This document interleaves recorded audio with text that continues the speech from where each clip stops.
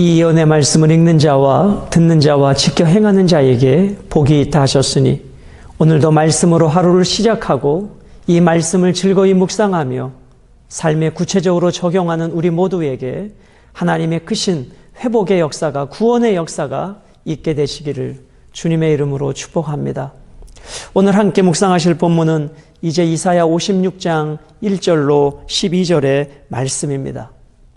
오늘 본문을 통해서 이 땅의 진정한 희망은 무엇인가? 오직 예수 그리스도, 그리고 그 예수 그리스도께서 세워놓으신 교회는 이 땅의 소망이고 희망인 것입니다. 그러므로 교회인 우리 모두는 날마다 영적으로 깨어 있어야 합니다. 하나님은 그분의 구원이 가까이 왔다고 하시며 파수꾼들에게 경고하셨습니다. 교회의 주인이자 머리이신 예수님은 교회에 영적 권세를 주셔서 이 땅에 하나님 나라를 세우는데 사용하십니다. 그러므로 교회는 이 하나님의 나라를 위하여 진력해야 합니다. 교회가 이 사명에 민감하게 반응하지 못하면 세상은 더 어두워질 것입니다. 그러므로 여러분과 저는 나 혼자만을 위한 삶이 아니라 열방을 섬겨야 할 위대한 부르심 앞에 우리는 놓여져 있는 것입니다. 그러므로 교회는 늘 영적으로 깨어 있어야 합니다. 세상의 소금과 빛의 사명을 감당해야 합니다. 세상 앞에 선한 영향력을 끼쳐야 하는 것입니다. 이 일을 위하여 특별히 교회의 영적 지도자들이 먼저 무릎 꿇어야 합니다. 하나님 앞에 정결한 삶을 회복해야 합니다. 그리고 말씀과 이 거룩한 삶이 교회 공동체 안에, 그리고 우리가 속한 모든 공동체 안에 하나님의 진리의 말씀과 거룩한 삶의 영성이 흘러감을 통해서 우리 모두는 세상을 섬겨야 하는 하나님의 백성들인 것입니다. 이 원리를 기억하면서 오늘 본문 1절의 말씀을 묵상합니다.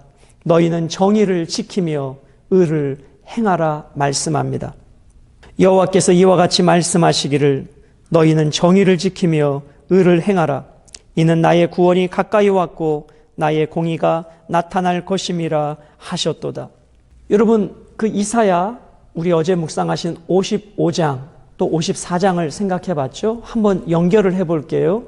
이사야 54장은 하나님께서 시온이 회복될 것을 약속해 주셨습니다. 그리고 그 55장을 통해서는 회복될 시온의 이스라엘 백성들을 초청하고 계시죠. 나아오라고, 값없이 나아오라고. 그런데 이스라엘 백성들은 하나님의 초청에 여전히 응답이 없는 것입니다. 그 하나님의 부르심 앞에 나오지 않고 있는 것이죠. 그래서 오늘 56장 말씀은 회복될 시온의 합당한 삶은 어떠한 삶인가? 그리고 그 초청에 응답하지 않을 때 어떠한 징계가 있을 것인가에 대하여 56장은 말씀해 주고 있는 것입니다. 그래서 오늘 56장 1절 말씀에 너희는 정의를 지키며 의를 행하라. 지키고 행하라. 이 동사적인 명령을 지금 주고 계신 것입니다. 왜요? 구원의 때가 가까웠기 때문이죠. 이 하나님의 회복된 나라의 합당한 백성의 삶을 지금 살으라고 하나님께서 말씀하시는 것입니다. 여러분, 마치 이스라엘 백성들이 애굽에서 출애굽했고 그들을 가나안 땅으로 인도해 가시는 이 광야의 40년 여정은 하나님의 의도가 무엇이었습니까? 애굽의 꼬리 근성, 애굽에 물든 죄악의 근성, 애굽의 그 우상 숭배의 그 죄된 습성을 끊어내야 가나안에 들어가 하나님 나라에 합당한 백성을 만드는 훈련의 시간이 40년이었던 것이죠. 이제 하나님께서는 바벨론에서 회복시켜 새로운 하나님의 언약 백성을 만들어 가시는데 이 언약 백성의 합당한 삶으로 너희들을 돌아오라는 것입니다. 그것이 뭐예요? 정의를 지키며 의를 행하는 것입니다. 2절은 누가 복 있는 자인가에 대하여 말씀해 주십니다. 안식일을 지켜 더럽히지 아니하며 그의 손을 금하여 모든 악을 행하지 아니하여야 하나니 이와 같이 하는 사람은, 이와 같이 굳게 잡는 사람은 복이 있느니라. 누구에게 복이 있다고요? 이와 같이 하는 사람. 그럼 이와 같이 하는 사람은 어떤 사람이에요? 안식일을 지키고 악을 멀리하는 사람, 즉 정의와 의를 지키고 행하는 사람, 그런 사람들이 복이 있는 사람이다 라고 말씀하고 계십니다. 하나님이 예비하신 그 안식일을 철저하게 지키고 세상의 유혹에서 자기 자신을 지켜내는 사람, 즉 하나님 앞에 드리는 공적인 예배와 삶의 예배가 함께 드려지는 사람, 그 사람들에게 복이 있을 것이라고 말씀합니다. 자, 이 부분이 중요해서 다시 묵상을 나눕니다. 누구에게 복이 있다고 하는가? 안식일을 지키는 사람, 이것이 공적인 예배죠. 두 번째, 삶에서 악을 떠난 사람, 이것이 삶으로 드리는 예배입니다. 누구에게 복이 있다고요? 공적인 예배를 철저히 지키고 삶으로 드리는 그 예배를 살아내는 사람, 바로 그들에게 복이 있습니다. 오늘 코로나19 시대지만 그럼에도 불구하고 우리는 이 공적인 예배를 우리가 정해진 방역규칙을 지키며 철저하게 지켜야 합니다. 그리고 삶에서 거룩한 영성으로 살아가는 것이 하나님이 원하시는 영과 진리의 예배자라고 하는 것입니다. 3절은 여호와께 연합한 이방인과 고자에 대하여 말씀해 주고 계십니다. 여호와께 연합한 이방인은 말하기를 여호와께서 나를 그의 백성 중에서 반드시 갈라내시리라 하지 말며 고자도 말하기를 나는 마른 나무라 하지 말며 라고 말씀합니다. 자, 여기 이방인과 고자가 있습니다. 여러분, 원래 이방인과 고자는 이스라엘 공동체에 들어올 수 없었던 자들이었죠. 그런데 하나님의 진짜 의도는 이스라엘 백성들을 통해서 이방인도 구원해 가시는 것이 하나님의 본질적 목적이셨습니다. 자, 그러면 여기서 말하는 이방인은 누구냐? 3절에 보니까 여호와께 연합한 이방인이다. 자, 연합이란 단어가 나오네요. 이 연합이라고 하는 단어의 의미는 하나님께 순종한다, 하나님을 의지한다, 이 단어의 의미가 연합입니다. 그러므로 혈통적으로는 이방인이라 할지라도 하나님의 말씀에 순종하고 하나님을 의지하는 그 이방인은 어떻게 된다고요? 갈라내시리라 하지 말라 말씀하셨습니다. 여러분, 이방인들에게는 어떠한 두려움이 있었는가?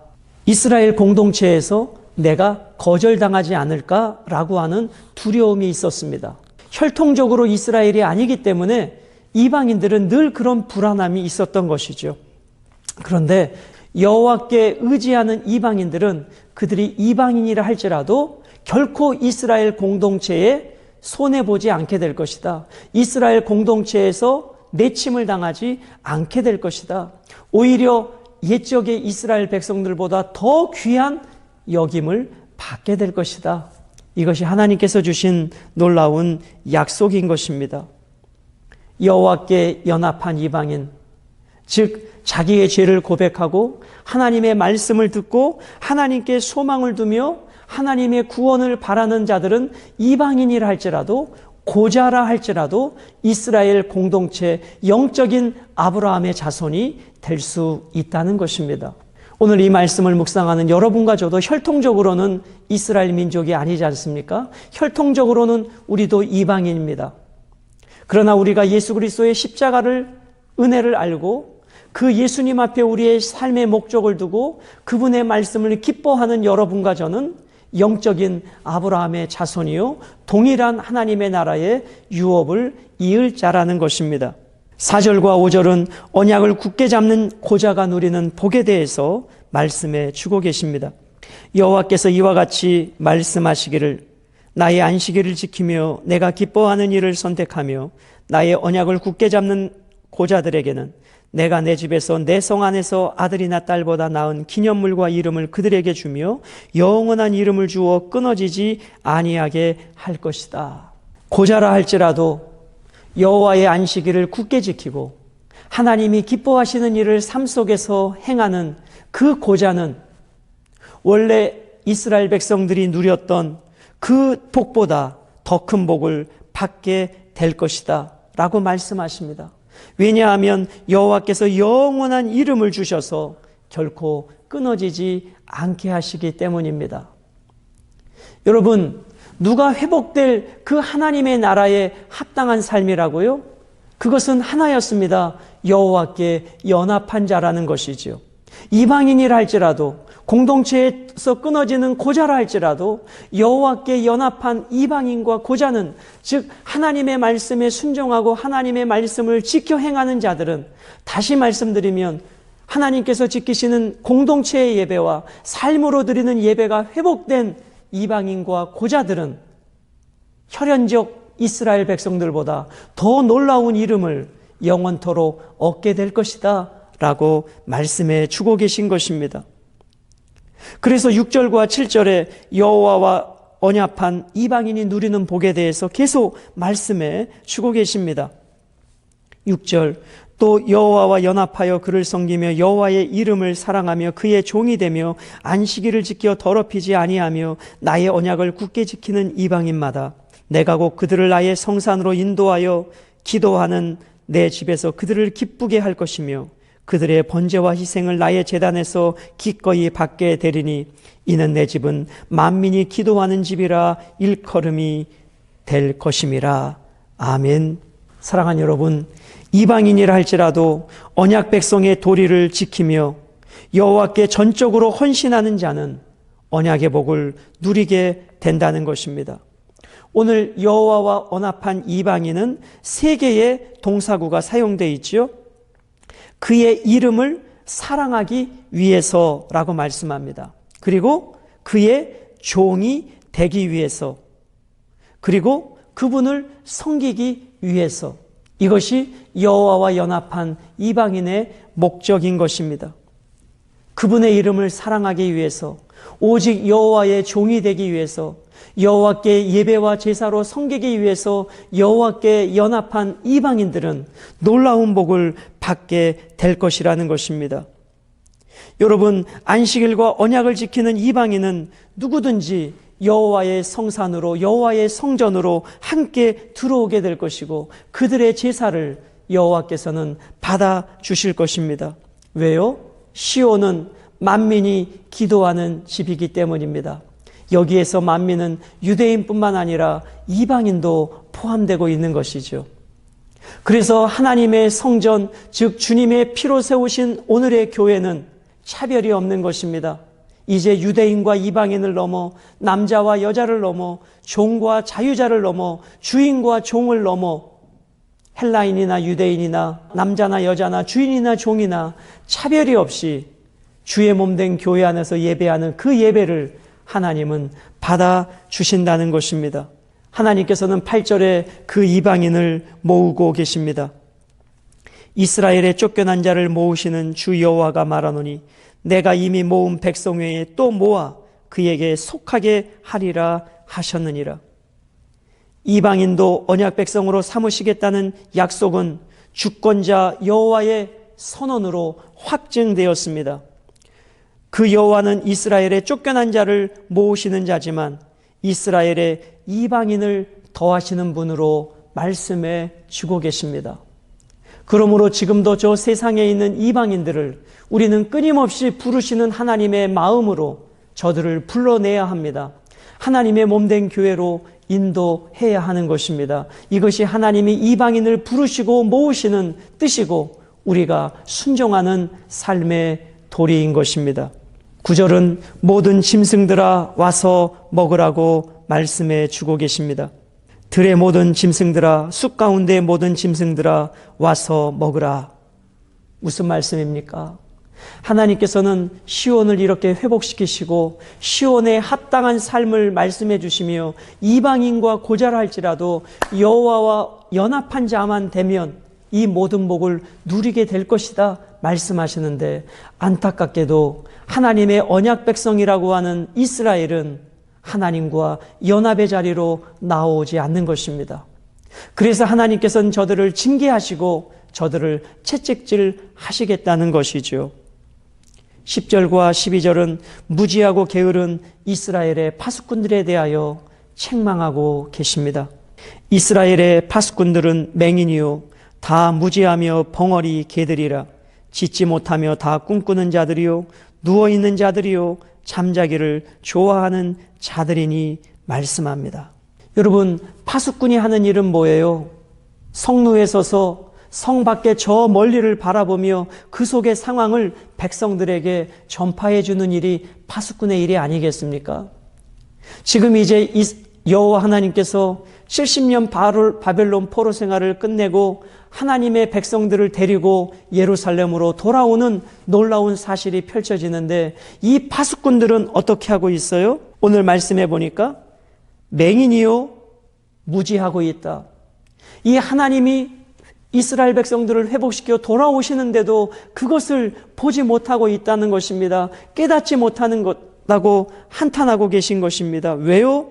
그들이 하는 일이란 꿈꾸고 누워있고 잠자기를 즐기고 끝없이 먹기를 탐하는 자들이기 때문입니다. 다시 말씀드리면 영적인 일에 하나님의 말씀에는 관심이 없고 육신의 향락과 즐거움과 세속의 잠에 취하여 70년 바벨론 포로 생활을 끝내고 본국으로 돌아오는 놀라운 회복의 역사를 말씀해 주셔도 저들은 깨닫지 못하고 있더라는 것입니다. 하나님의 말씀을 들어도 깨닫지 못하는 저들이 소경이요, 하나님의 말씀이 선포돼도 가슴에 심지 못하는 자들이 강팍한 심령들이었다는 것입니다. 11절에 보면 이 개들은 탐욕이 심하여 족한 줄을 알지 못하는 자들이요, 그들은 몰지각한 목자들이라. 다 제 길로 돌아가며 사람마다 자기 이익만 추구하며 오라 내가 포도주를 가져오리라.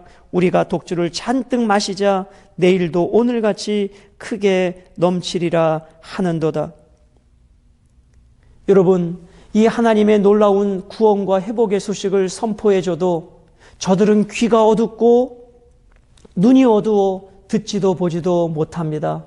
그리고 그것을 선포해야 될 지도자들이 육신의 쾌락과 향락과 잠에 취하여 이 하나님의 놀라운 구원의 소식을 외면해버리고 있다는 것입니다. 사랑하는 여러분, 오늘 이 시대 가운데도 예수님께서 다시 재림하시겠다고 말씀해 주셨고 그것을 교회는 선포해야 됨에도 불구하고 오늘 목회자들이 세속의 잠에 취하여 기복신앙에 빠져서 하나님의 말씀을 말씀으로 전하지 못하고 있다면 오늘 이 책망을 우리가 들어야 하는 것입니다. 포도주와 독주를 탐닉하며 내일을 준비하지 않는 저들은 여호와의 구원과 공의가 가까이 왔음을 깨닫지 못하는 어리석음을 보여주고 있는 것입니다. 사랑하는 여러분, 예수 그리스도께서는 왕으로 오셔서 하나님의 나라를 이 땅에 이루셨습니다. 그리고 고난의 종으로 오셔서 십자가의 대속의 죽으심으로 하나님의 백성들의 죄악을 담당해 내셨습니다. 당신의 몸을 십자가에서 찢으시면서까지 유대인과 이방인의 회복을 위하여 하나님과의 연합을 위하여 당신을 산제물로 드리셨습니다. 그리고 이제는 성령님을 보내주셔서 우리 안에 내주하게 하시고 교통하게 하심을 통해서 하나님과 연합된 삶을 지금도 살게 도와주십니다. 그러므로 여러분, 우리는 깨어 있어야 합니다. 세속의 잠에서 깨어나와야 합니다. 육신의 향락을 끊어내야 합니다. 이제 하나님의 정의를 행하고 하나님의 의를 지켜내어야 합니다. 이 복음이 지금 우리에게 선포되고 있습니다. 보라, 지금은 은혜 받을 만한 때요, 보라, 지금은 구원의 날이로다. 오늘도 이 말씀을 묵상하고 삶에 적용하는 우리 모두에게 이 놀라운 은혜가 있게 될 것입니다. 그러므로 오늘 우리 시대의 파수꾼이 누구입니까? 바로 교회입니다.